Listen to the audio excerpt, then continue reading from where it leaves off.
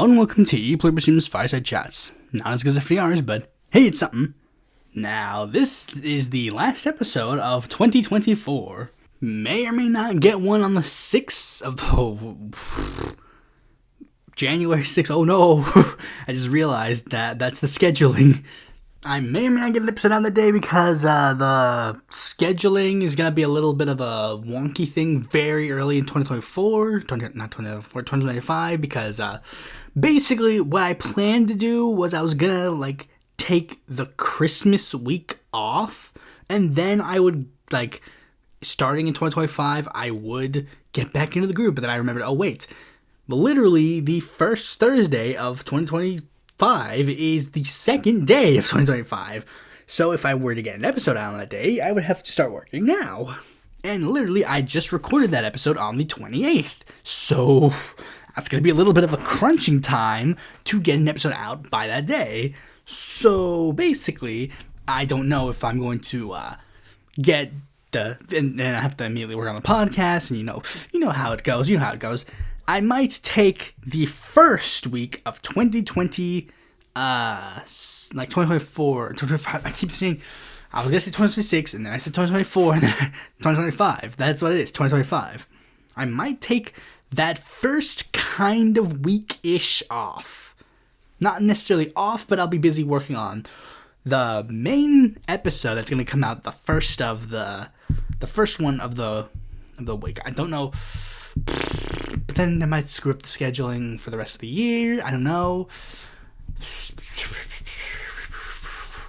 Maybe just January, the schedule's going to be a little fucky.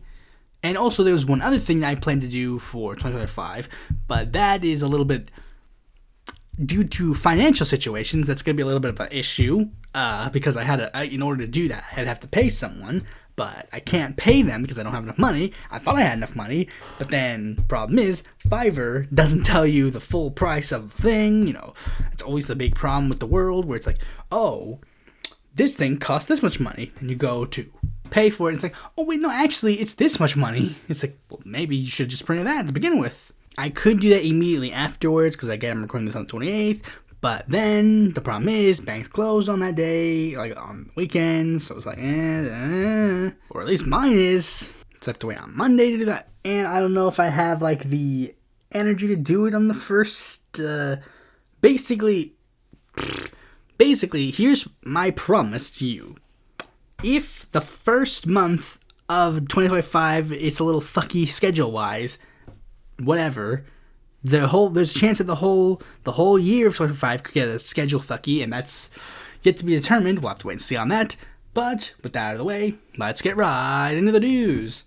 First news story: El Salvador has just decided to vote to overturn their ban on mineral mining.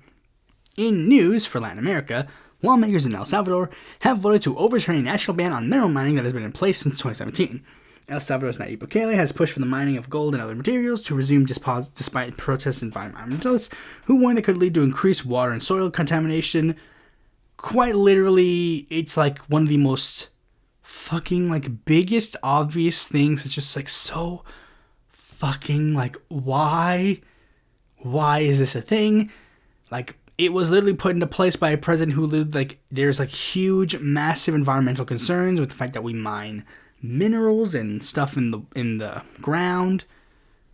Sure enough, that's fucking obvious.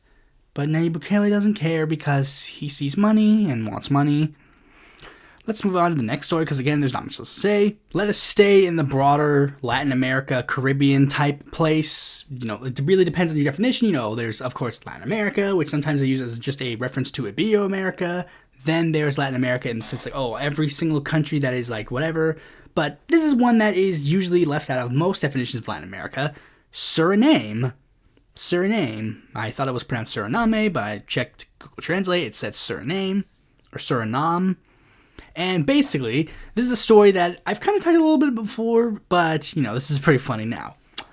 So, for those who don't know, Desi Bouterse, who was the former leader of Suriname, has a very interesting history. He was a dictator of the country for a decent amount of time, then became the elected president of the country. And then after he left office, he could finally start getting tried again for his war crimes, including, but not limited to, killing of political opponents and literal genocide. So, what ended up happening next was that he magically disappeared when the charges were about to happen. But now, he is allegedly dead. Like, while he was on the run from the law, he has allegedly died at the age of 79. I only say alleged because, guys, come on. This sounds like a very obvious thing to, lie about, to an extent. This sounds isn't this, common for, criminals to be, on the run and then they, fake their deaths to avoid political persecution or whatever? From what it seems that his party and, have actually, officially declared his death, because, apparently his body was transported to his home, where he was supposed to be residing, for his members of his party to say goodbye. So I guess it has been officially confirmed that he died, but it just seems a little bit sus. I'm just saying. If I were the president of Suriname, I'd send a couple of police officers just to check, just hello, are you still there? Yeah, but yeah, this is kind of weird that. I saw the story a while ago of him escaping. I was kind of interested in him just because it's like I said, sometimes Latin America has a weird amorphous definition where sometimes they include the Anglo countries or the Dutch speaking countries in that area, and sometimes during that time if you go and the reason why I bring this up is because of the pink tide, Pink Tide. I love the Pink Tide. I love go to the Pink Tide Wikipedia page all the time. It's literally burned on my fucking phone. It's one of the top results on Google. Mostly because I like getting involved in edit wars to get into the very specifics of each of the countries. Because, sometimes they add countries that shouldn't be there. And a couple of times they added Suriname. A couple of times they added Trinidad and Tobago. Sometimes they add Guyana. Sometimes they do a little funny haha and add a certain person I'm going to be discussing a little later in the episode. Sometimes they add Cuba. It's we got to get into the edit wars to explain why all these people are wrong and I'm right. But whatever, regardless. Speaking of being wrong and right, South Korea has decided to get into a little bit of more trouble again because the current acting president, or should I say former acting president, Han Duck-soo, who was appointed to basically be the president in the immediate aftermath of the whole drama in regards to Yoon Suk-yeol trying to literally overthrow the government, who was basically supposed to serve an interim presidency until they can hold new elections pretty soon.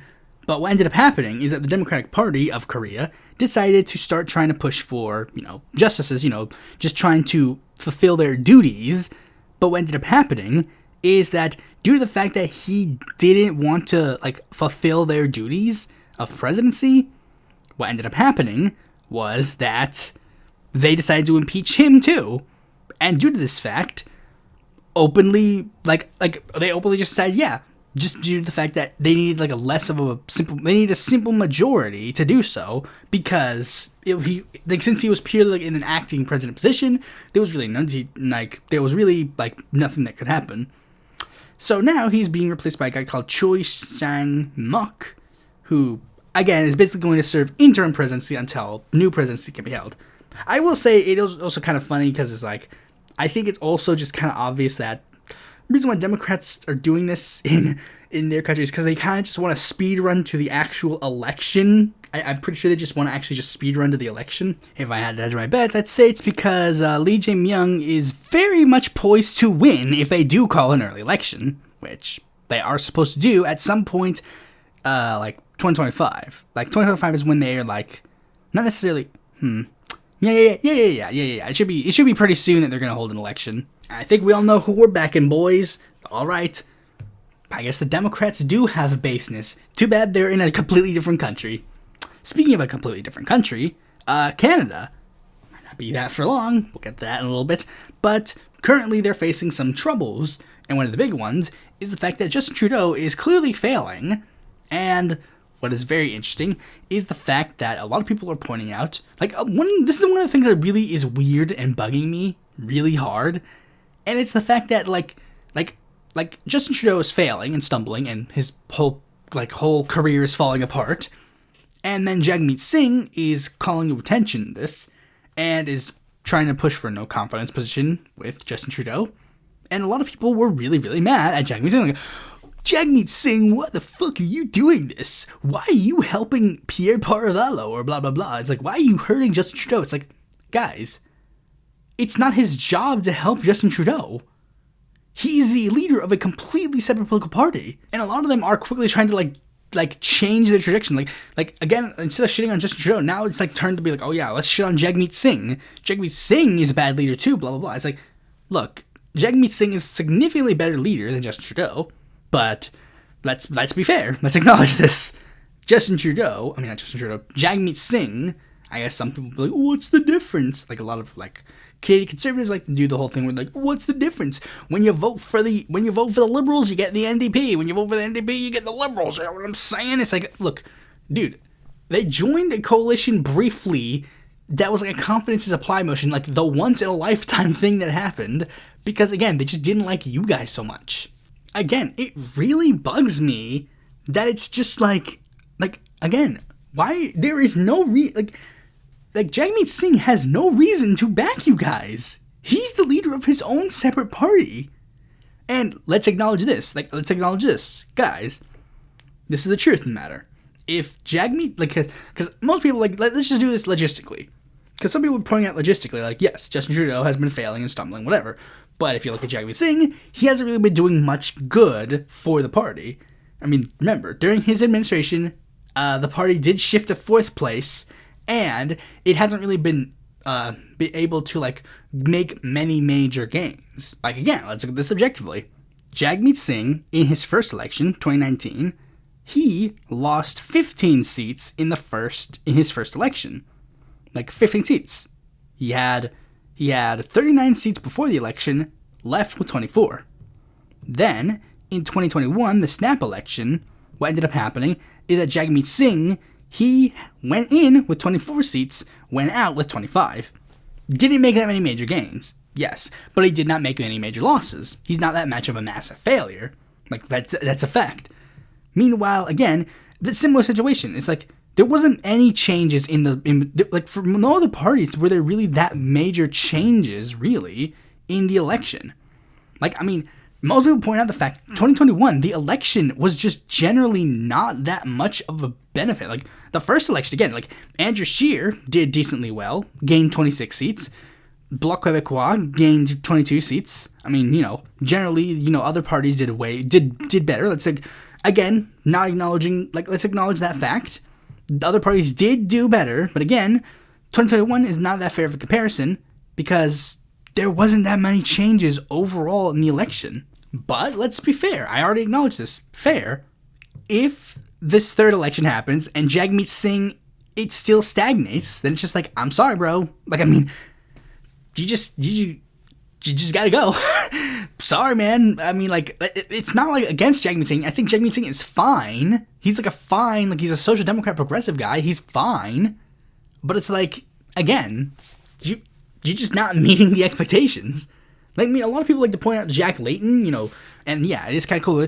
Wow, Jack Layton won, we got second place in the election. It's yeah, but seat-wise, it was mostly because the Liberals kind of failed immensely, and not really a big success for the bloc in the new Democratic Party. But anyway, I'm hoping for the New Dems in Canada to pull through and actually do good. Maybe they'll win the next election. I don't know, but realistically, we're getting JJ's big wish, and then Canada's going to be sold to the United States.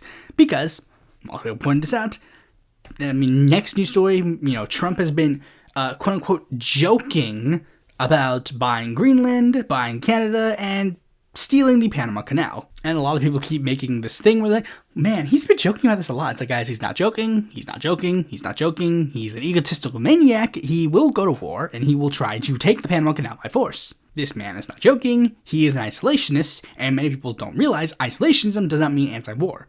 Isolationism means that he is an American-centric person who will go to war if he thinks that it'll benefit America. The man sucks William McKinley's cock all the time. William McKinley was a full-blown He literally is citing fucking Teddy Roosevelt when he's talking about the Panama Canal. They stole the Panama Canal from us. It's like, what? It's not yours. It's not yours. It's not yours. They're Chinese soldiers in the Panama Canal. So what? It's not your country. Maybe don't do things that make other countries want to have Chinese soldiers in their borders. And, maybe constantly tweeting about, maybe we should invade Panama and steal their land again.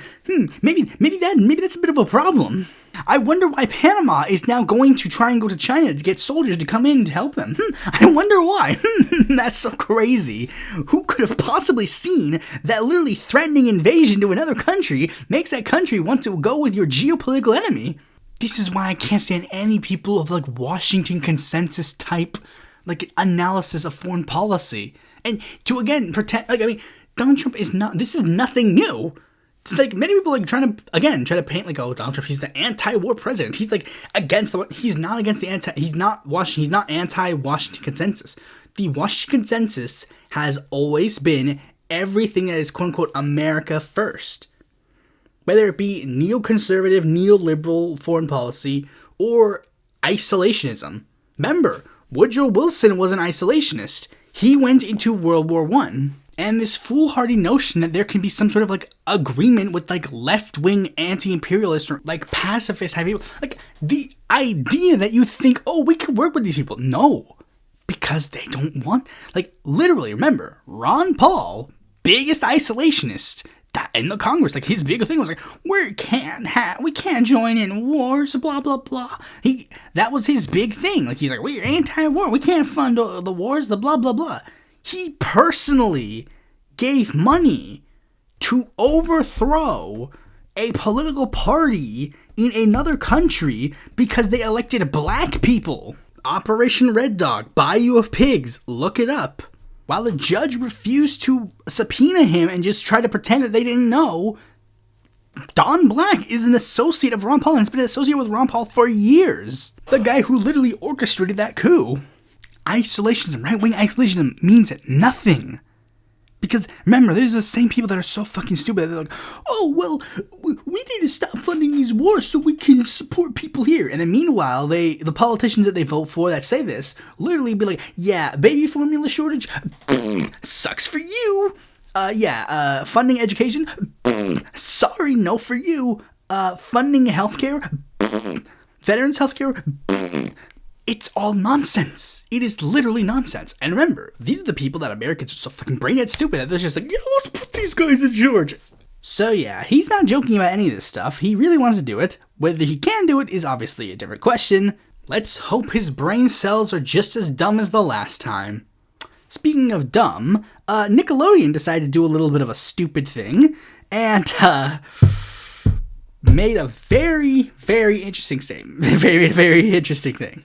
So, Paramount just decided to do the thing they'd like to do best and deleted a ton of things off of their streaming service. Many of these shows are shows that no longer air, including but not limited to Doug, Big Time Rush, Blue's Clues, Blue's Room, My Life as a Teenage Robot, Wonder Pets, Awesomeness TV, Breadwinners, Game Shakers, House of Anubis, Let's Just Play Go Healthy Challenge, Welcome to the Wayne, Zufari, Kung Fu Panda Legends of Optimus, The Penguins of Madagascar, Alvin and the Chipmunks, Face the Music Party, Fanboy and Chum Chum, Ni Hao Kai Lan, Ubi, Sanjay and Craig, The Upside Down Show, and Tot Cop. Shows that, again, don't air anymore and can't be accessed in any other legal ways. They just said to go, let's see, this place where they can legally watch our shows? Here's what we're gonna do. We're gonna click and we're gonna delete. I'm sure that there's literally nothing else that could happen. It's buddy, in what world do you do this? You think, well, let's do this. Let's just delete these shows from the fucking streaming services, which is the only legal way people can see them and pay us to see them. And then, how can you do that? And then immediately go, why are you guys pirating us? Why are you guys committing piracy? Why are you guys doing that? You can't do that. You can't, if you do not allow these shows to be accessed on any streaming service, legally, then you can't blame people for going and pirating them. You cannot. In the most genuine sense, you can't do that. You can't do that and say that with a straight face. Speaking of things you can't say with a straight face, Marianne Williamson has launched a bid for the DNC chair. The first thing I did was immediately posted a meme of the GTA scene where it's like, oh shit, here we go again. Because I'm immediately going to jump immediately on the anti-Marianne Williamson train again. Because I genuinely do not understand any semblance of... This is the... in every sense of the word, this is the fucking dumbest decision that Marianne Williamson could ever do. In literally every single sense of the word. First off, the immediate thing that happened was that immediately a bunch of accounts that are very clearly bots, in every sense of the word, a bunch of random blue check accounts who are quote-unquote leftists or anti-authoritarian or populist or whatever, they immediately just ran one yeah, let's jump on the Marianne Williamson train again. It's convenient that a bunch of these blue check accounts immediately jumped on Marianne Williamson's cock. This one account, which is fucking brain dead, literally says, it is very strange to me that Marianne Williamson literally have the same policy opinions as the progressives such as AOC, Bernie Sanders, and other leftists are always ignored by those same leftists in the party. I'm not going to even read the comments under this article because I already know that people are just attacking this woman. It's very strange to me that so many leftists have a disdain for this woman when she is literally the same as the leftists that they love. Not all remotely true, not at all remotely true, not at all remotely true, not at all remotely true, not at all remotely true. I made a video talking about how that's not remotely true. Marianne Williamson in the 2020 primary literally stated that she agreed more with people like Steve Bullock on healthcare than Bernie Sanders. Kyle literally made a video where he's like, Marianne Williamson is actually a bad, she shit on Medicare for all the stage, what the fuck? And the next minute, literally a couple of years later, it's yeah, I'm gonna use you to get views and clicks on my videos, so I'm going to start making money. Also, she's an anti-vax crank. She's literally claimed that vaccines cause autism and that AIDS can be cured with happiness and kindness. And of course, this is one of the big things that really fucking is brain dead with all of these people. It's this guy, his username has the word socialist in it. It's Marianne Williamson is not even a fucking socialist. You have nothing in supporting her. You have literally nothing. AOC and Bernie are socialists. Marianne Williamson is not a socialist. And again, this ignores literally everything else about Marianne Williamson. It's it doesn't matter about the policy. The policies. It's yeah, but if you can't do anything to advocate for them, it is nothing. You are nothing. It's the same thing the primary. It's Marianne Williamson could advocate for the primary. It's how? How could she have advocated for these policies in the primary? Nobody let her on the shows. All the people who nobody. It's fucking brain dead. I don't get it. I don't get it. There is no way where Marianne Williamson could have actually implemented any changes to the platform or policies. There is literally nothing. And Marianne Williamson says these things that are just completely, unequivocally just untrue, such as the fact in this recent grift, she said I can bring a certain level of experience to the campaign. It's what experience do you have running a fucking political party? What experience do you have in that field? You don't even have a good experience running a fucking presidential campaign. Your 2020 campaign imploded fast. Your 2024 campaign imploded 3 times. You abused your staff and forced them to hide under NDAs. What experience do you have?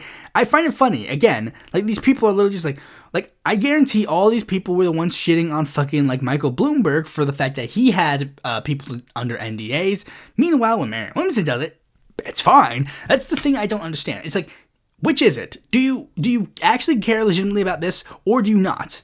Because you can't do both. You can't do the thing where it's oh well, when they do the bad thing, it's fine. When we do the bad thing, it's fine.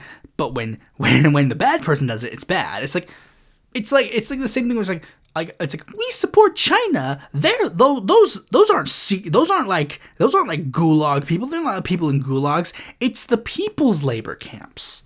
And also, this campaign makes no fucking sense at all. Because, remember guys, do you guys not understand how the DNC election fucking works?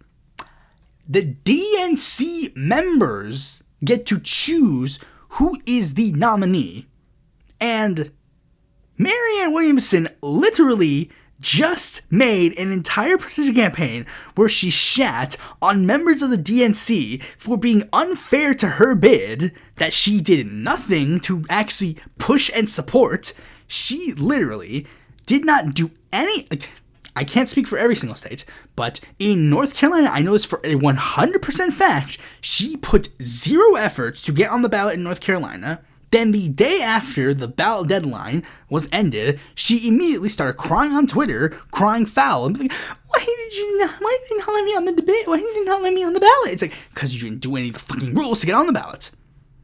And that's the thing with the Marianne Williamson people. They defend the fact that they defend the fact that Marianne Williamson is fucking brain dead and doesn't know how to run a fucking campaign. Literally, all she had to do to get on the ballot in North Carolina was either A, hold campaign events in the state, or collect signatures for 10,000 people on the state. And literally, they're like, but how can you, she's running a very small campaign, how can she get those signatures? Like, then why didn't she fucking show up to the state? Which is it? Was she too stupid to do one, or was she too stupid to do another? Or, better yet, she's too stupid to do both. And this is the fucking funniest thing. Immediately, like, the day after she announced the day after she, this is another thing. It's like, again, the DNC members are the ones who need to choose her to get on the ballot. She needs to get 40 DNC members to sign a petition to get her to even be brought to the balloting position. And then, after that, she needs 200, at least, 200 something members of the DNC to actually vote for her to have her be the DNC chair. Again, the DNC members that she literally claimed were, propping up Joe Biden, were, shitting on Joe Biden. It's like, guys, this is why I'm in fucking favor of Ken Martin. He's already a top member of the DNC. He has all the inroads there to be DNC chair material. That's why I just shit on everybody else, because it's no one else has the inroads. Even Ben Wickler, he has to put in work to actually try and get that momentum. Marianne Williamson has no inroads, much less after this fucking spiel. Again, the day after she announced that she was going to run for DNC chair, she decided to hold a Zoom call with DNC members. Because, that's how you're supposed to do. You're supposed to invite DNC members, try to get them to, talk to you, support your bid. Maybe you can get some people to, sign petitions for them, possibly support your bid. Regardless, here's what happened. DNC member Michael Capp, went on to a Zoom call with Marianne Williamson. After 5 minutes, he was kicked out and banned from being there. But wait, it gets better. What he was going to do was ask a question to Marianne Williamson to possibly get her to listen to a concern that he had. And do you want to know the concern that he had? The question to Marianne Williamson was, how will you, as DNC chair, ensure accessibility and transparency of you and the DNC? That is literally the most perfect way to exemplify this race. A guy was literally going to ask her, how can we access you and how can you be transparent? And then she bans him because she doesn't want to be transparent and doesn't want him to access her. In what fucking planet are progressives or leftists or socialists supposed to rally around Marianne Williamson? I genuinely do not understand Marianne Williamson's appeal. I genuinely don't understand it. Literally from day one, I saw that she was a fucking crank, a fucking insane lunatic who doesn't deserve any respect. Remember, she was put on the same program as Dr. Oz. Why do we treat one like amazing gospel and the other one not? Literally every single sense of the word, there is no appeal for Marianne Williamson. None of these people actually know anything about Marianne Williamson. They just have this fake image of her.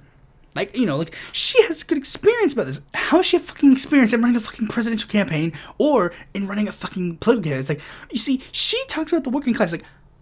How is she How does she know anything about the fucking working class? One fucking big one that really irked me, like very early on when she announced her fucking presidential bid, I'm literally just like, what appeal does she have to like help any of us in any sense of the word? And one person literally said what she can do to help people is to bring Christians back into the like progressive Democrat coalition, because she's a Christian and she knows everything about Christians. Like, she's not a Christian, she's Jewish.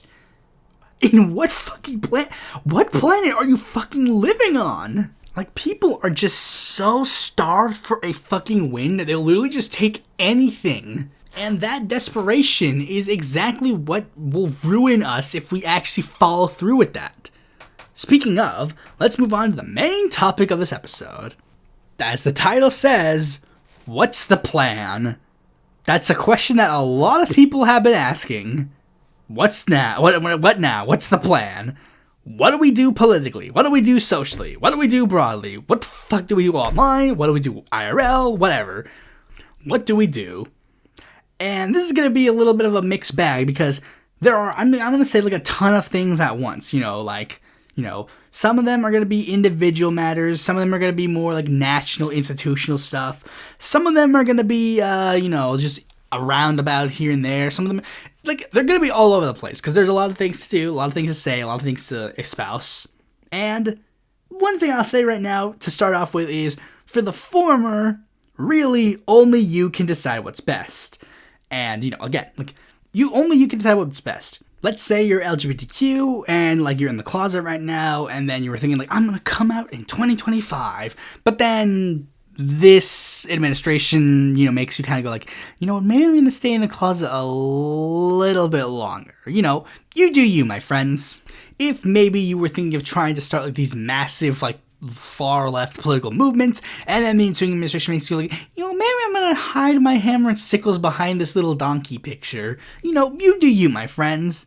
Just note, I don't intend to do that at all. In fact, I hedge my bets and say that this administration could be the key to further radicalization of me. I mean, I did walk into the first Trump administration as a progressive and walk out as a socialist, so, maybe I walk in as a socialist and come out a fucking Maoist. Maybe I come out like I don't know, like no one knows what the future holds.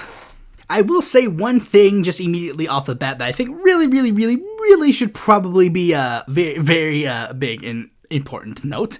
I think you should all cool it with your in Minecraft jokes. Because be prepared for the US intelligence agencies to get hella fucked. Maybe actually get a VPN, I don't know. I mean, I'm not to be too like hyperbolic and doomeristic. I mean, because a lot of people are like a little afraid of that, hyperbolic, doomeristic, whatever. But like, remember, we have a lot of intelligence agencies and a lot of intelligence power, and now Donald Trump and fucking MAGA conservatives want to use all those powers. And it seems even members of the like so-called like anti-intelligence agency states, people like Mike Lee are probably just going to bend the knee and just move along with what Trump wants. I would hedge my bet and say that many of those funny, haha, like, lol, we're on a list for listening to the U.S. anthem jokes, like, all that stuff, probably going to become true. And I mean, look, I know that the U.S. intelligence agencies still do that now, but I say hedge my bets and say that it's probably going to get a little worse in the short term. I did get a story recommended to me not that long ago about how a Black Panther activist that recently just died got revealed to have like a huge FBI like documents that detail things that was going on in his life up to very recently. And, it's just, again, be prepared. Maybe make a couple of Freedom of Information Act requests, whenever you need to. Like, a lot of us have this notion in our head, like, oh, that'll never happen here. That'll never happen here. That's crazy. It's like, guys, why? Why can't that happen here? It's the same thing with like you being like, man, maybe I have my tummy hurts, but I can't have like cancer or something. It's like, why? Why not? Why can't it be you? A lot of us have this notion where it's like, we like to disassociate ourselves from what happens to other people. It's like, no, other people die. Other people get diseases that die. I don't get diseases and die. Everybody thinks that, and it's the same thing with America. It's like, yeah, but like, it's all those other countries that do all these draconian, like, evil, authoritarian things. It's not like us. It's not like what we do. It's not that. Not to be too hyperbolic again, but remember, 1920s Germany was a bastion of social progress, and, well, look what happened in the ensuing decade. This one I'm going to be stealing from Vosh. But this is one I already generally, like, kind of agree with. You know, get healthy, stay safe, you know, keep up to dates on your shots, at least for now. I literally just got my, like, COVID and flu shot just so recently, and, I mean, I can't really say with certainty that I know for a fact that the vaccines are going to get fucked when RFK Jr. takes charge, but I'm just saying, liberals were very hesitant to start taking the COVID vaccine when Trump was in office, and they had to wait a little bit. I think people are going to be a little bit more cautious in that regard as well. At least keep up to date on, like, the actual science and data and stuff behind it. Lose weight. Being fat is not going to help you at all. Like, I mean, I know in the short term you guys are going to be like, eat food, me like food, food make me feel better. Guys, being fat is not going to help you. Being fat's going to make you clammy. Being fat's going to make you breathe heavy. Being fat is going to be bad for you. Being fat is bad. I'm sorry, guys. I know a lot of people are going to be like, you're fat phobic. Yeah, I don't fucking care. Being fat stinks. I'm fat. It stinks. For the past year, I've been being, like, physically active and, like, losing weight. It's not the best, like, number-wise, but I lost, like, 20 pounds. And I feel way better. I fumbled a little bit near the end, so it's a little bit closer to, like, 15. But, like, you know, I'm getting back on track for this ensuing administration. It was already the plan to, like, start, like, losing a lot of the chub. You'd get more face reveals if I was, like, in a healthier weight style. Genuinely never felt better. And if you're fat, do the same.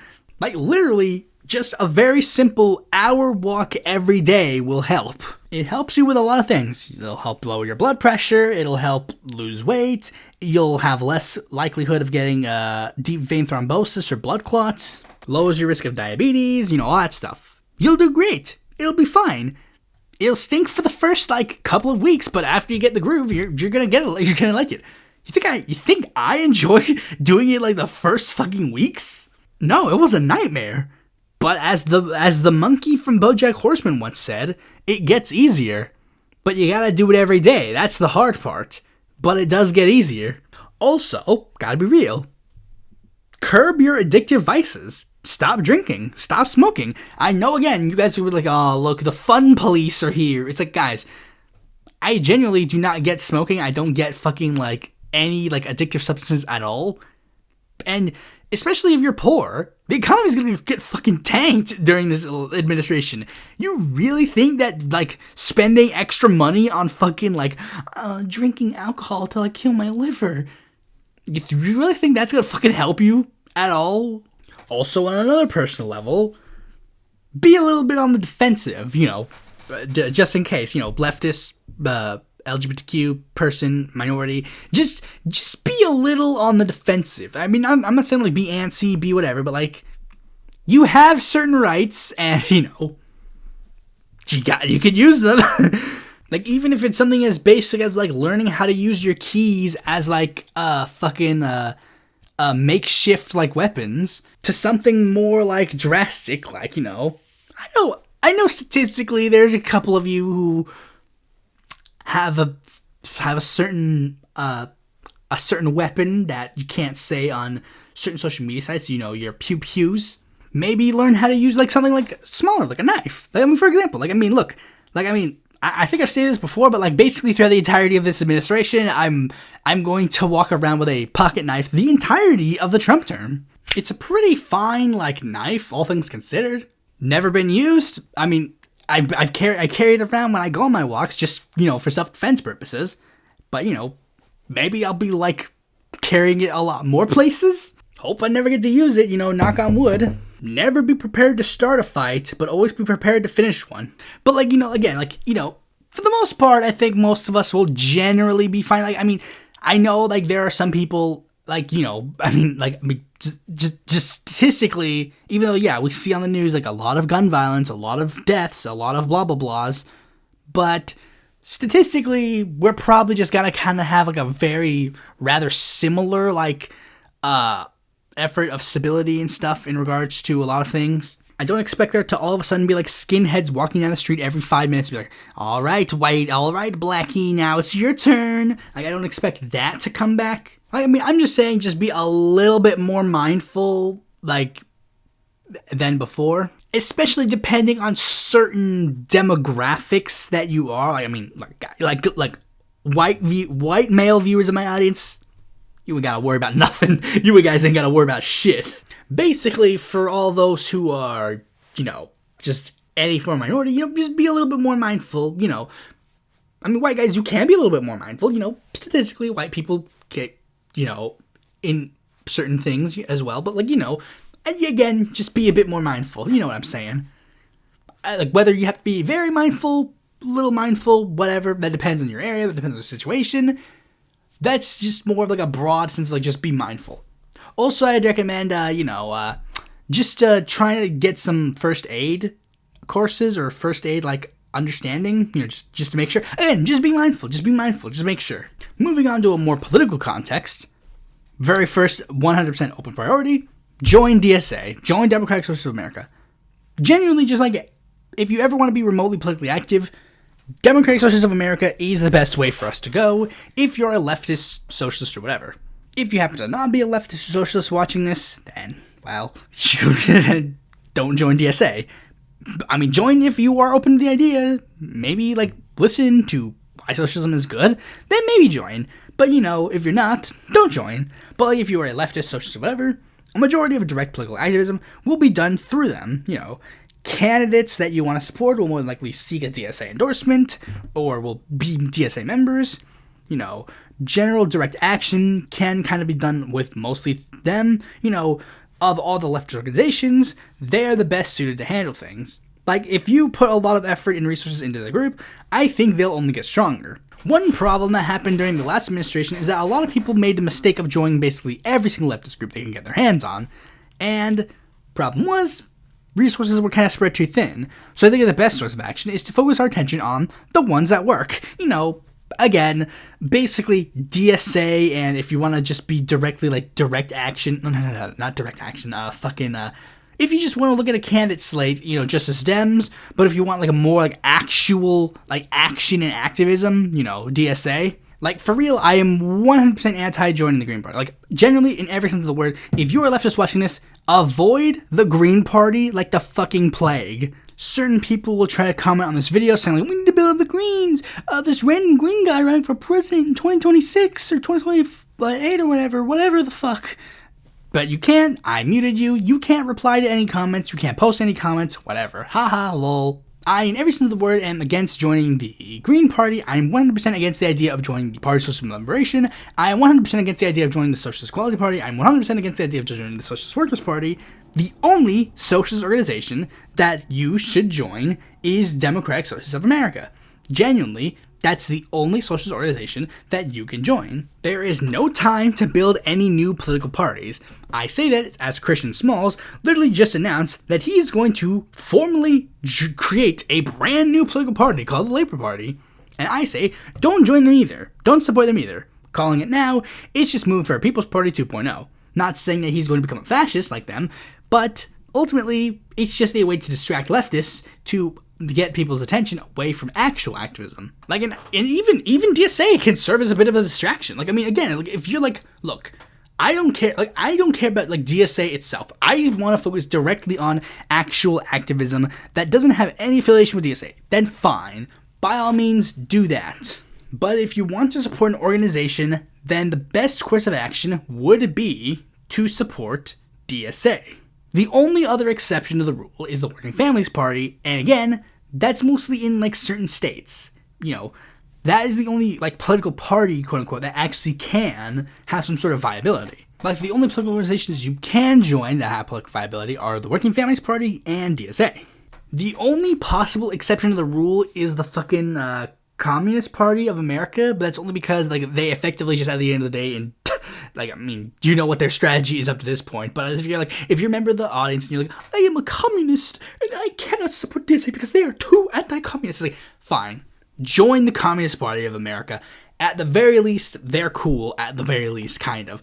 And remember, I said the Communist Party of America, not the American Communist Party. That is an op created by Jackson Hinkle to distract you, yet again. If you want to just to pay attention to like certain orgs, just as Democrats are still around, you can still look at them as possible like pursuants to like pursue like candidates. They have stated that they are going to go on the offensive yet again to like, you know, get candidates back on the ballot. There's a good chance that certain candidates might run again. You know, Jamal Bowman and Cori Bush both announced basically like they're open to the idea of running again. If they run again, support them. But there are some people who would say, like, what if you would just want to join? Like, there's also, like, I will say one more thing. Like, I'm also not necessarily opposed to the idea of you being active in quote-unquote liberal groups. Like, I mean, Progressive Victory, they're like basically just a blue no matter who org. You know, I don't really care if you back them, like if you support their efforts as well. But I mean, liberals and Democrats are not going to save the day, so don't do that. Like if you're just going to do that for harm reduction, you know, that's fine, do that. But I'd also again probably advise to stick to more like radical-ish organizations, you know.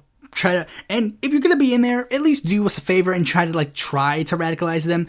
I don't know if that's necessarily like top priority, especially, you know, there's another solution for that in a bit, but, you know, I will say there is one thing I will say, you know, there's a certain question that we should ask. The Democrat question.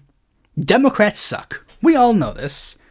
But should we support them anyways? And if so, how far should I support go? And there's a reason why this gets a section of its own, because it's a complicated question.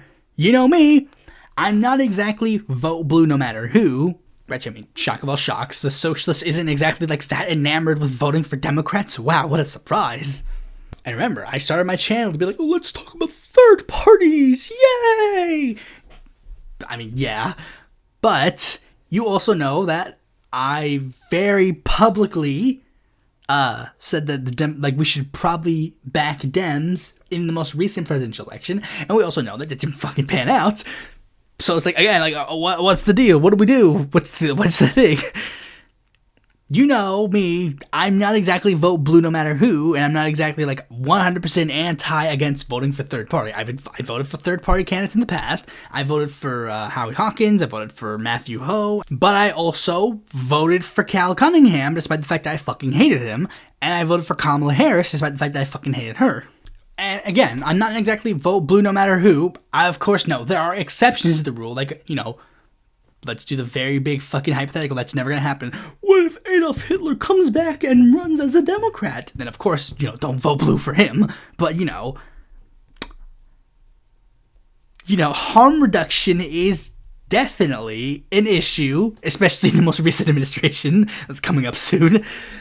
Harm reduction will be a bit of a top priority, especially because, you know, we know Democrats probably won't learn necessarily what to do by the next election, at least immediately. You know, we don't know. Maybe they do. But, like, yeah, harm reduction is a big thing. And I'll let you know a little secret that a lot of you guys need to know, and a lot of you guys need to understand. No matter how I voted at the top of the ticket, down the ballot, it was always blue. Like, I'm going to let you know a little secret, guys. I mean, it doesn't matter if I was like, I don't like the fact that Joe Biden is bad. I'm going to vote for Howie Hawkins. That same guy voted blue down the ticket. And the fact of the matter is, this is the one thing I will say right here, right now. On the local level, you need to vote blue. Guys, there is no fucking other option, guys. I mean, we don't all live in fucking Vermont, where it's like, we do have viable left-wing progressive options. We don't have that fucking option. In most of the state, it is literally just blue versus red. Even if you get a third-party candidate that magically shows up on the presidential ballot line, they don't have any fucking ballot lines down the ballot, so it's like, there is no other point. I mean, barring some exceptions, obviously, for the most part, you'll probably be voting blue down the ballot. And it's like, there are a lot of people that I see, like, I'll see ballots, and they'll be like, for their fucking, like, soil and council, whatever, like, the soil member, like, the person who, like judges, like, their equality, they write in, like, Jill Steiner, they'll write in, like, Free Palestine. It's like, dude, why? It's like, wow, you voted for the guy that wants to put lead in water in, you let the guy who wanted lead in water be the guy who's in charge of the water supply. Wow, you did an amazing job. Like, literally, how bad is the literal tiny, like, Democrat candidate going to be? Like, really? There's a little bit of a here and there thing about other things. Like, for example, like generally, here's what I do. I support individual Democratic candidates. I used to have a website that literally just posted the link of all the Democrats that I would officially support or not support, whatever. But clearly, that site has no reason to exist because nobody goes to it. It's not like I post like the fucking videos directly on the site, so it's like doesn't matter. Maybe I should make like a post or like a document or like a thing that shows like actual good Democrats that I like. But like, you know, I could just generally rattle off some Democrats in my head that I think you should just overall generally support. Jeff Merkley, he's pretty good. Peter Welch, Ed Markey's currently really good. Ro Khanna, Pramila Jayapal, Mark Buchan, my boy Chewy Garcia, and of course the most obvious one, the squad, like AOC, Rashida Tlaib, Ilhan Omar, Summer Lee, Greg Kassad, and Ayanna Pressley. Like those ones, like support all of them 100%. Like, but you could also make like, again, I'll have to like re-look through all the Dems I've given like some vocal support in some capacity in the past, and like I'll have to re-look and re-evaluate them. I'll probably get one, like probably get like a formal like list by the beginning of the first month of 2025, maybe. Not really top priority, but like you generally know the Democrats that I would support. Generally, like the more like, I mean, you might even notice that list is smaller than it used to be, because the list used to be a little bigger. I did give a little more credence to other people, but like now that I'm really just like kind of like turned off by a lot of Dem politicians in general, you know, it just really, the number just gets shrinking more and more. And there's even some that I think I've like, I generally just like, no, you guys are fucking stupid. But then you're like, oh wait, hold on, this guy's actually pretty cool. Like Andre Carson, he's a new Dem, but I'd argue that of all the new Dems, he is the most based one, especially considering he's like super pro-Palestinian. But generally, I still maintain electoral independence from the Democratic Party in general, because, you know, there are a lot of factors that you can like determine like that. Like, you know, should you join the Democratic Party? Well, that depends on a couple of factors. One, your state's laws. I live in North Carolina, and we have semi-closed primaries. So, I can be a registered nonpartisan and still vote in the Democratic primary. If you live in a state where that's not an option, and you have to register as a Democrat to vote in the Democratic primary, 100% join the Democrats. I'd also be weary... like, let's just say hypothetically you live in a state where your Democratic Party is really fucking based, and other Democratic Party is not based. And, you know, maybe if your party is based regardless of whether or not your state has an open or closed or semi-closed primary system, you can join them regardless, you know. I know that the Minnesota Democratic Farm Labor Party, you know, is incredibly based, so, you know, I've assumed Minnesotan people are probably a lot more inclined to vote and support them and join them. But I'd also advise, you know, generally just look into your own individual, like, Democratic primary or Democratic Party and see how it goes. Like, for example, Anderson Clayton has been doing a pretty good job generally, but I still have not joined the North Carolina Democratic Party because I don't know how cool she is. She was one of the figureheads of, like, pushing for Kamala Harris to be the nominee. That didn't turn out so fucking well, did it? And again, I'm a socialist. I'm further to the left than the Democratic Party is, so it's like, it doesn't matter, ultimately. It's like, if I was like a progressive lib, then maybe, but I'm not. I'm a socialist, so it's like, still doesn't really matter. And then last but certainly not least, the upcoming DNC chair election. I'll give more details about it next year when I inevitably give a breakdown about it, but if Ken Martin doesn't win, we're fucked. Genuinely, if Ken Martin doesn't win, then, you know, maybe I will be more open to the idea of like just supporting a third party, because it's just like, we'll be fucked regardless, so it doesn't matter. You know, whatever. You know, activism outside of like electoralism, you know, other forms of activism are good, you know. Generally be mindful of, like, the organizations and groups that are organizing said protests or whatever. Will I end up protesting? Maybe not. Maybe I will. That depends on certain factors. You know, generally there's going to be one of two things has to happen in order for me to actually, like, get up and protest, to be real. One, if Donald Trump goes to war, I'll be 100% protesting in the streets because I'm not going to war. I'm making this very abundantly clear day one. If Donald Trump goes to war, I'm not signing up. I've said this before, I'll say it again. If any president goes to war, I'm not signing up. And if I'm drafted, I won't go. Burn the draft cards, boys. Let's go. I'm not doing the, a lot of people like to do the bullshit, funny haha joke of, if there's a draft, we're going to Canada, we're going to Mexico. It's I don't have a passport. I can't do that anyways, regardless. But I ain't hiding. I'm not a pussy. I'm a radical pacifist. That is my political philosophy. I'm not going to a country I don't belong to kill people that I don't know for a man I didn't vote for. This is my land. I'm a natural-born citizen of this country. And I'm not going to run. I'm not going to flee. The only other thing that would get me to, directly protest would be if there's anything involving Mexico. I'm a natural-born citizen of the United States, and I am of Chicano blood. Mexican-American. Mexican seed planted in white American soil. That's an interesting analogy. I'm copying the analogy on the fucking, sticker. It's Mexican roots with American grown. American grown and Mexican roots. But I take great pride in the heritage of Mexico. And I align with the worldwide left. So, worldwide left is currently having a bit of a fun time in Mexico. So, if you try to mess with that, as I say, I've done this before, hashtag hands off Mexico. I said this throughout the entirety of the previous Trump administration because he was having rumblings about Mexico there. Be prepared for that.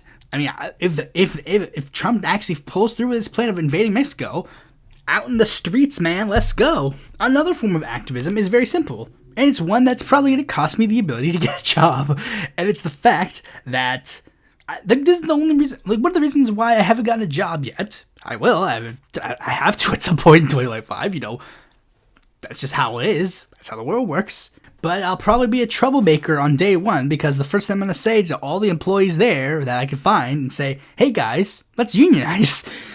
Solidarity forever, my boys.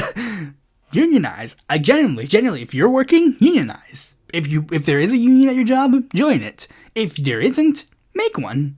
Look up your state laws. Legally, your bosses have to recognize the union. If you form a union and you get it officially, sanctioned through a vote, then they legally have to recognize it. It might be slightly harder with the ensuing administration, being a little bit harsher on labor, but, remember, you can still do it, and it's a good way to get radicalization out there. At the very least, again, it's like with Democrats, whatever, short-term benefits, long-term goals.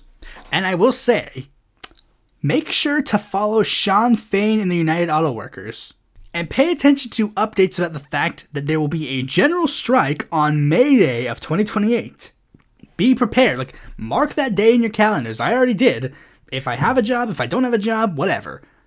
Whatever they do that day, I'm taking it off. I'm doing whatever I can. One of the last major points is going to revolve around media. First, let's start off with traditional media. As we've seen with the last podcast, we might be entering a bit of a dark age for art. Especially art with LGBTQ themes.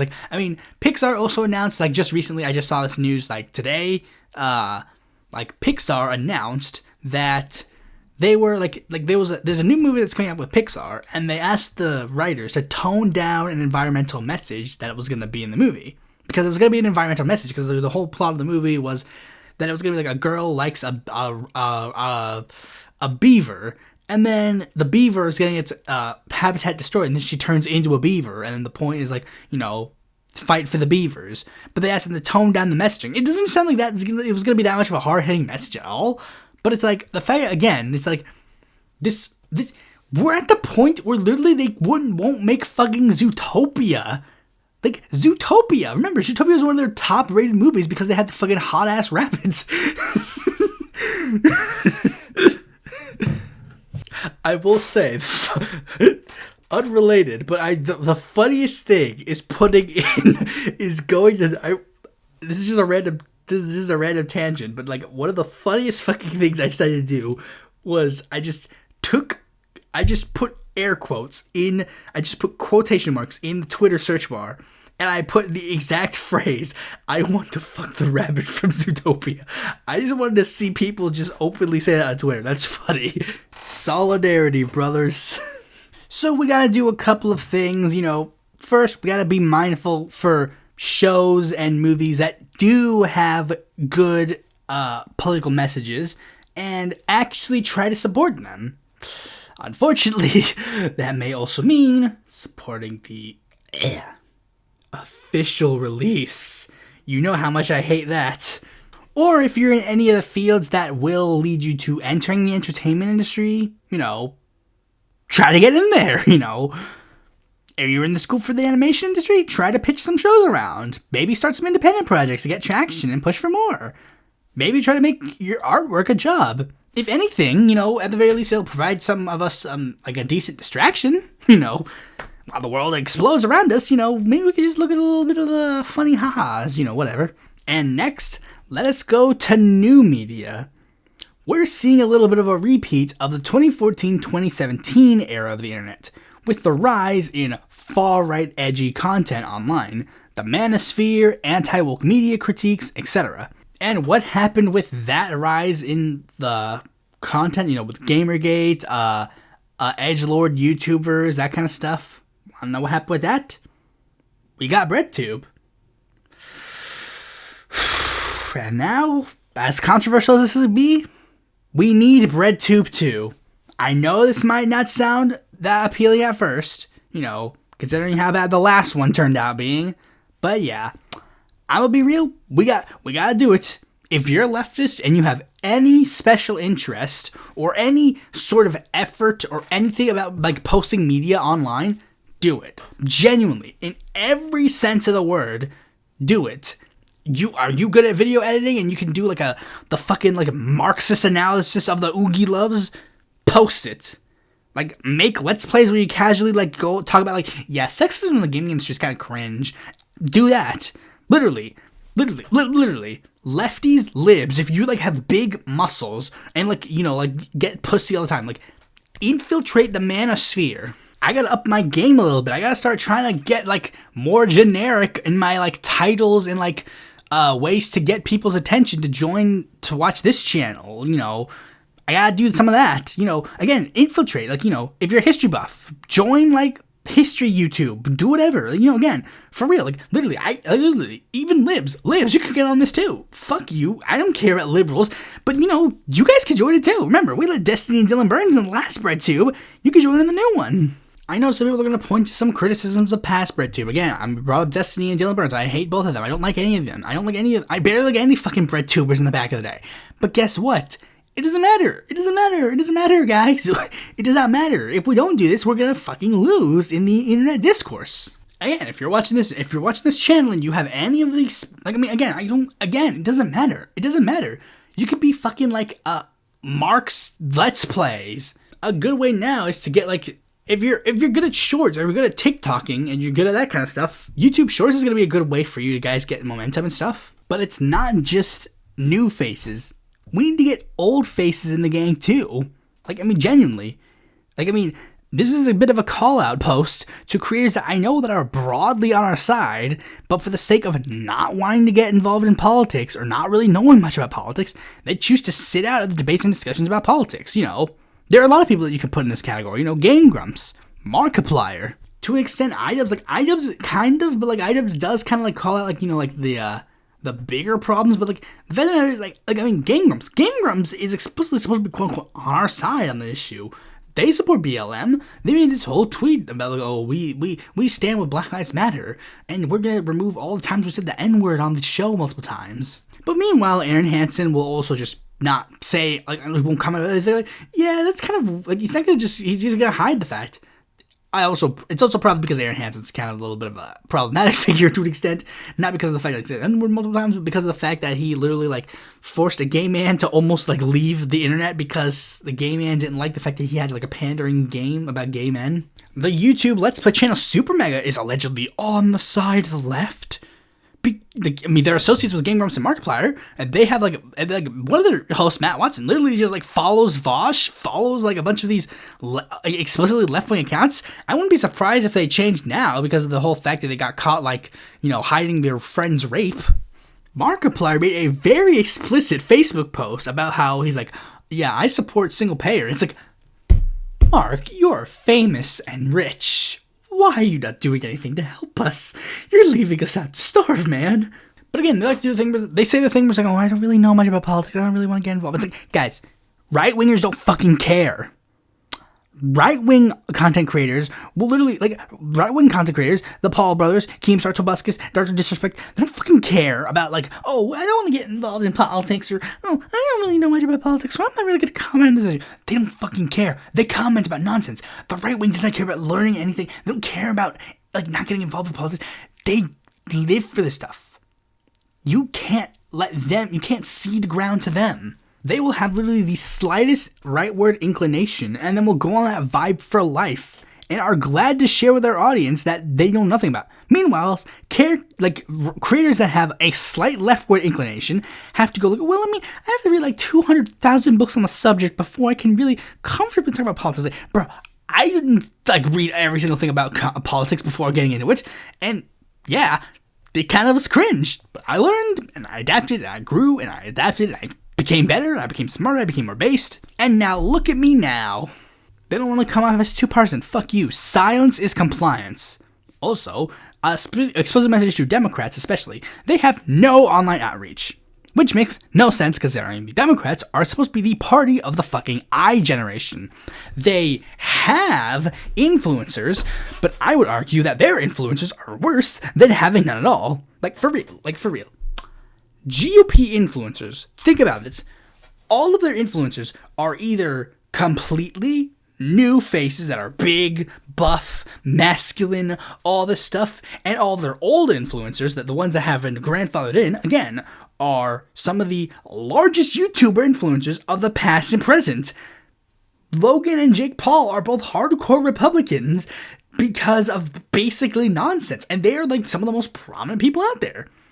Tobuscus, Keemstar, Andrew Tate, his brother or cousin or whatever the fuck Mike is. Meanwhile, who are the Democratic influencers? 700 million thousand nerdy white twinks, a fat disgusting cow, and a literal child. That's a little bit mean. You shouldn't say something like that. That's kind of mean. I don't care. Every single fucking right-wing meme compilation is literally like, look at our influencers, big burly buff men, their influencers, and it's a circle. And I would have other things to talk about if these guys had actual interest in anything else to discuss.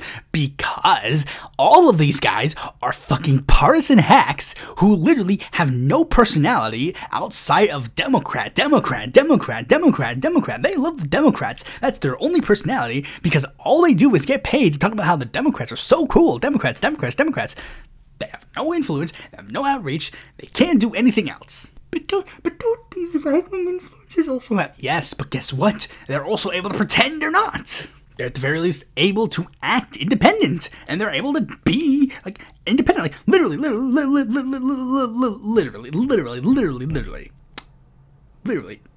If Jake Paul doesn't like something that the Republican Party does, he'll say it publicly that he doesn't like what they do.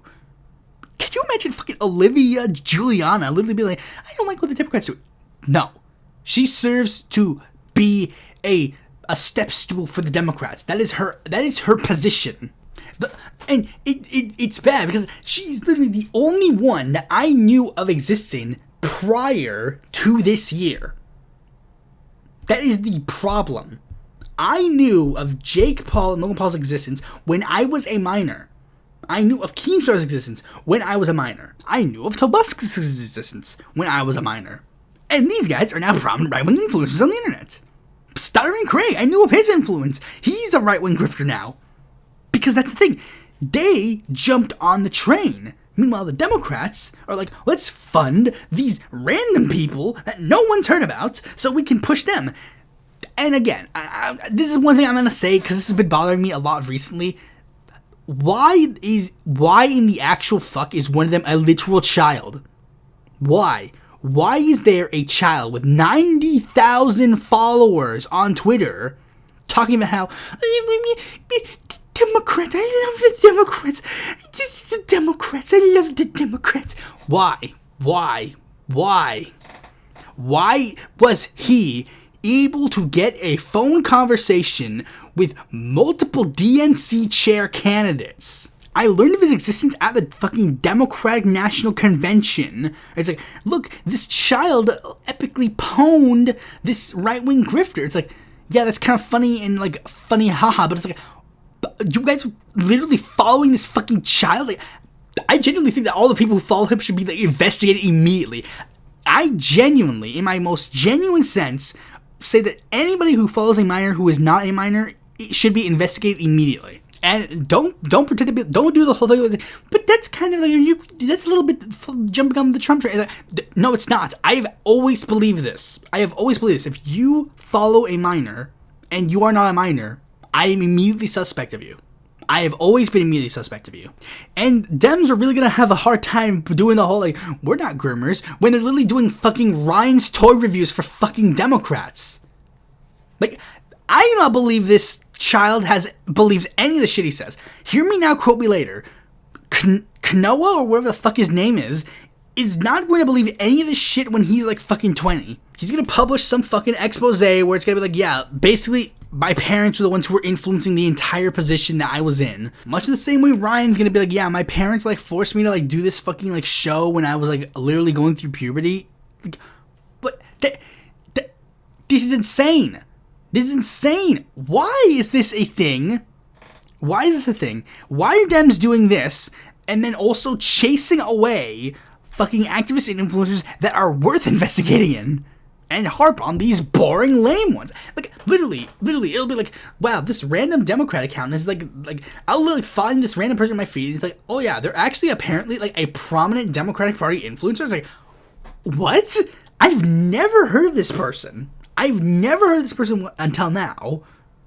And they're in one ear, out the other. Because, again, they are partisan hacks that have no, like, literally, it could literally just be, these could all be completely fake people, and then just have a, like, Democrat just sitting behind the computer, like this old, like, white Democrat just, like, typing on the computer, like, yes, I support this thing, blah, blah, blah. Like, genuinely, because they got nothing. They chase away the fucking influencers that are worth investing in and giving a damn about. Remember formerly Emma Gonzalez? The child who was a victim of a fucking school shooting, and then we haven't heard of her in like years? Meanwhile, we'll hear a lot about David Hogg because David Hogg plays ball. I guarantee you Gonzalez did not. I remember Gonzalez got into like a lot of shit when they like went with like they, them, or she pronouns, one of the two, I forget which one, and they did the X in memory of Malcolm X. Then all of a sudden, magically, we stopped hearing about them because Democrats don't give a fuck about them. They were too radical, so now we got David Hogg.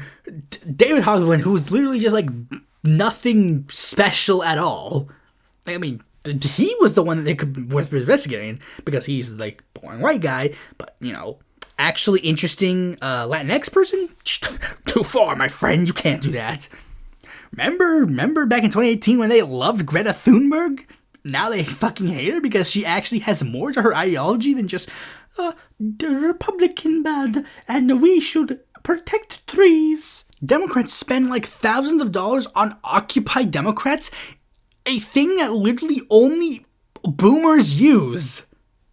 Not a single person under the age, not a single person in any of the demographics that they need to be invested in and worth putting effort into should be like doing that. Like, what?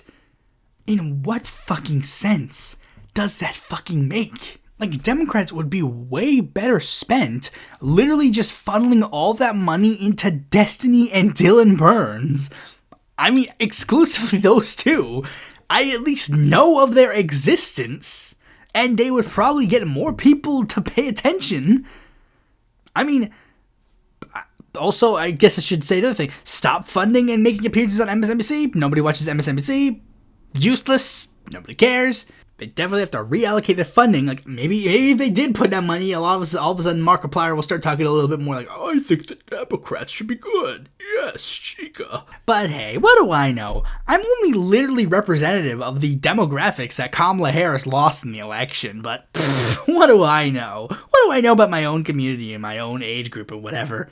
Also, just to segue into my final part of the discussion, I just want to say this is just first and last time I'm going to talk about this 2028 presidential election. Like, let's just talk about it. If there is an election, if there is a democracy in that year, There's really only two options I would actually be interested in supporting in. Currently, right now, as of the day I'm recording this, if I could wave a magic wand and pick any person to be the Democratic nominee in 2028, I would personally choose Keith Ellison. I think Keith Ellison is properly representative of most of the electoral basis for the Democratic Party. You know, he's a religious minority, he's an ethnic minority, he represents a more populist wing of the Democratic Party. He's been proven right on multiple different things, you know, trumping the Republican nominee, Democrats need to focus on bread and butter issues, all that kind of stuff. He's been right on a lot of things for basically his entire fucking political career. He has inroads with the libs, with the whole Derek Chauvin trial. He can and will probably be a good chance to be the Democratic nominee in 2028, and he could actually win. I think he could win. But realistically, he's not going to. So, of the ones, AOC is probably the best bet. You know, again, we don't really know what's going to pan out for the next 4 years, but, you know, I really don't think there's really anybody else who can come up in the scenes. I mean, unless Bernie really wants to run that third time, there really isn't any momentum there for anybody else to build in those 4 years. Also, I will take one more thing to say before I get into the last part. And it is the fact that I think some people are going to take a little bit of the wrong lesson. And it's this fact. Populism is not necessarily the key. And I know I've said this before. Populism is the key, but it's like, it's not. Populism in and of itself is not the key. We need left-wing populism, like explicitly left-wing populism. That's what we need. We can't just go populism and be done. Like, populism without anything is literally nothing. We need explicitly left-wing populism to actually counteract right-wing populism. Because I know this is exactly what happened in Italy in their, like, prime minister and parliamentary elections. What ended up happening was that there was two populist factions that were rising in Italian politics. There was the center-right coalition that was broadly being taken over by right-wing populists of many different stripes. And then there was the Five Star Movement, which was a populist party that was literally purely just populism. It had no coherent political ideology outside of the, like, vanguard of populism. And the problem is, that's not a coherent ideology. Populism is a rhetoric style. Like, I mean, the whole point of populism is, like, the people versus the elite. Right-wing versus left-wing populism determines who is considered the elite, who is considered the people. Like right-wing populism, they consider trans immigrants the elite. We need to have an actual left-wing populist messaging that can properly attack the real enemies, the bourgeois corporate class. Those are the ones that need to have the attention brought onto them. And we can't do that with just random liberalism. Because there are some people who are like liberals that want to try and paint themselves like, we're now going to be populist now. It's like, but yeah, you don't have a coherent ideology to, like, put yourself in that sense. Maybe it's slightly different with America being a bit more of a social liberal country, but, you know, I don't know. We'll have to wait and see on that, if that's a thing that ends up happening. But anyways, I gotta end it with this. I can't sit here and tell you everything is going to be okay. That's real. I can't sit here and tell you that we're all fucked. Realistically, it's going to be a mixed bag. Some of us are going to hate the next 4 years. Some of us are going to walk out of the next 4 years and go, well, that wasn't that bad. Some of us aren't going to walk out of it at all. Not even commenting on the administration itself, just in general, you know. The day after this podcast comes out, I could walk out and be violently gutted in the street by some dude who forgot to take his meds. I could trip down the stairs and break my neck. Right now, I've been sitting on this chair for like a little bit. I could be developing a DVT clot right now, a la Michael Brooks. I'll be getting up and doing some stretches after this episode is over. But regardless, the next 4 years are going to be a little rough. And fret not, my friends, I'm not going anywhere. Despite the fact that I did kind of want to. I'll be real. I just acknowledge this. Early in the year, beginning of the year, I literally made a promise to myself. If I can't make this into a career, I'll quit. That's what I said at the beginning of the year. I didn't say it publicly. I don't know if I said it publicly. I said it a couple of times publicly, you know. Whatever. But, you know, like, guys, but I feel kind of obligated to stay around. Like, guys, I'm sorry, guys. I gotta be real. I feel kind of obligated. I don't feel like I'm doing this necessarily for like me. I'm doing this really not purely for obligation, but I'm doing it a lot because I feel like an obligation to stay around. Like, I mean, I can't do this big message of like, we're gonna be fine, we're gonna stick together, we're gonna do blah blah blah, and then go, oh, by the way, I quit. Goodbye.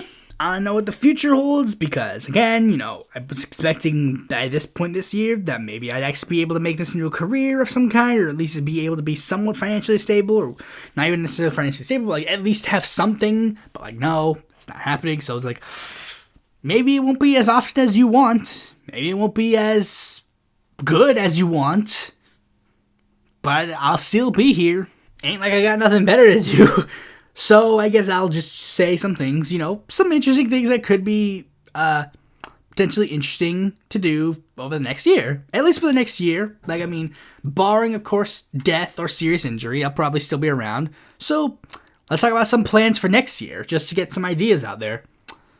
I think a lot of politics and media episodes are going to be pretty good this year. Possibly, depending on how things pan out. But, one thing I think is going to be interesting is that the fact that I'm doing a lot more politics and media episode ideas for, media concepts, as opposed to just doing a simple review of a show. I'm currently writing one on the issue of copyright. I have an idea planned, or fully written, for a Who Is episode about politics and media. Because that's one thing I kind of wanted to do. I did kind of think about, doing a Who Is on, I mean, I know a Who Is a little bit more difficult for, people who are, not, politicians, because, the general theme and, the structure that I kind of like to do is, for the electoral politics scene, but, I have been thinking about, doing some politics and media episodes that are, Who Is, a prominent, political singer, prominent political, musician or whatever, just generally. I don't necessarily know, if the video will be labeled as a Who Is or politics and media, but probably now I guarantee that it's going to be a politics and media.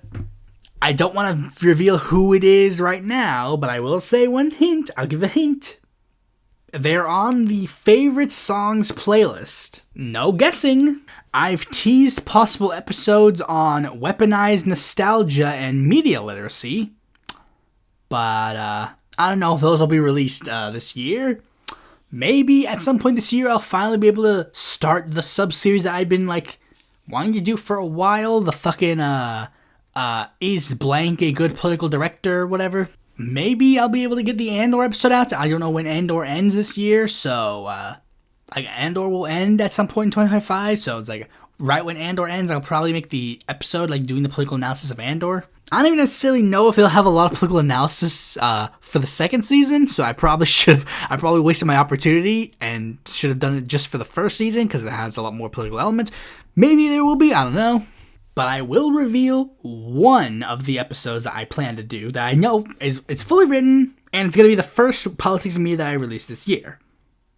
And it will be an episode regarding the issue about how accurate should historical films be.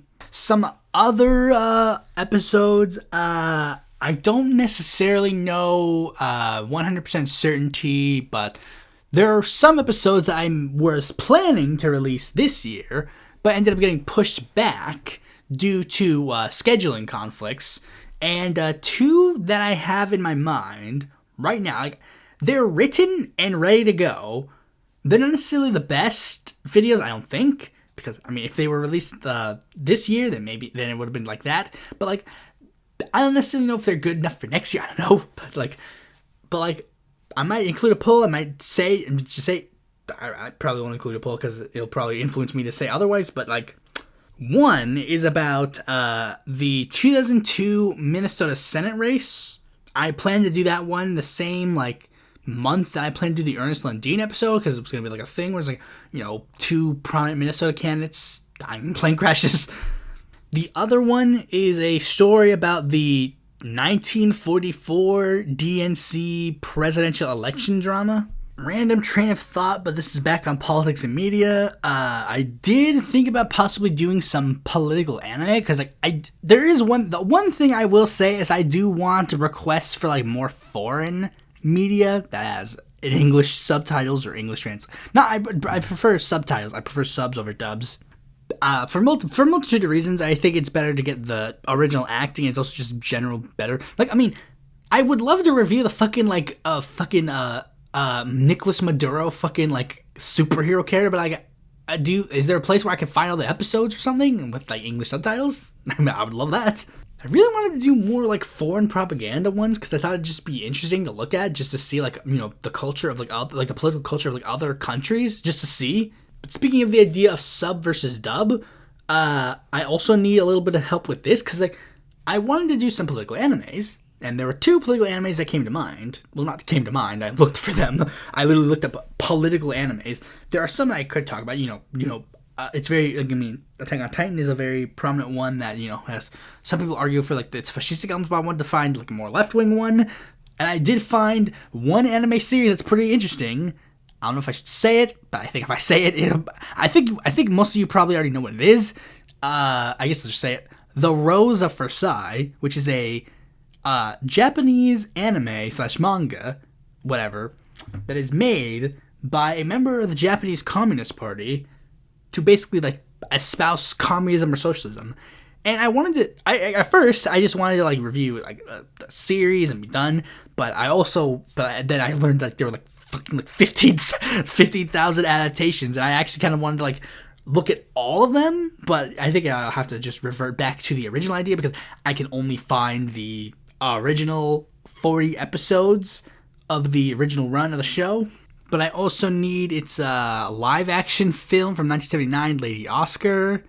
Hold on. I'm looking at the English language. Is it an American movie? What the fuck? I thought it was a Japanese movie. Is it like on American streaming services? Is it?